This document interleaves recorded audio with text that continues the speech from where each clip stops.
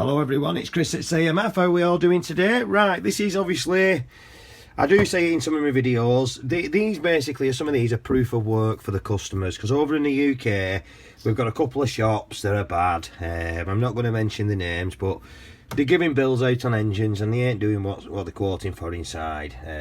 So I basically do this kind of video just for the customer's benefit. The better videos to go for on my channel are obviously the assessment videos, where we're pulling these things apart, we're failing certain parts, we're pulling things up, things that have been done wrong, blah de blah de blah. So the more interesting videos, I will be honest with you, are the assessment videos when they first come in these engines. This is a KTM 125 2005 EXC. It's just had the cylinder finished off by us now, so I'm going to go ahead and put this engine together. This is going together today along with a 2004 CR125, and believe it or not, we've got another one of these in what's just having a piston and a clutch, so I'll bring you some videos of that later on. But there's a little bit of our work. If you check out the chamfering on the ports and a nice cross hatch in the chrome, that's one of our jobbies. So like I said, that's a cylinder done. We've gone for a Vertex with this one only because customers sent us an A grade up. I would usually use a Wasner, but he supplied his own piston. New clutch obviously with steels and springs. Obviously new Wasner Conrod. We only like to use this kind of gear. Prox as well, OEM, but I'm a massive fan of the Wasners. I've been pushing these in for years. I don't seem to get comebacks. The new mains bearings obviously. So I'll just give you a look around in these casings now. I mean, obviously we will get these up to take decent temperature, get them red hot, get these bearings nicely sweated in. Some people freeze them in. I just think it's a waste of time. It just doesn't need doing. If you get the cases hot enough, like I said, with a torch. There's also a video on this channel of a bit of tips and tricks on putting mains bearings in, and obviously getting the crank to seat in afterwards without using silly crank pullers and presses, which obviously we have. It's just these ways of doing it without all that sort of stuff. That's the crank strip now, so I'll say let the customer have a look over these.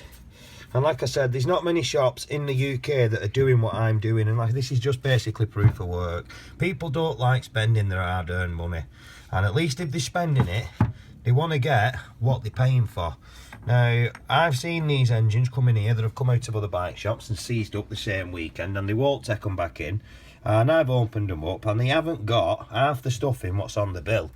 So like I said, unless you're getting a video like this with your engine room, there's a bit of corrosion on these cases, and there's not much I am or I'm gonna do about that really. And even if I just painted it, it'd come back off. The most important thing on these is the gasket faces and new seals.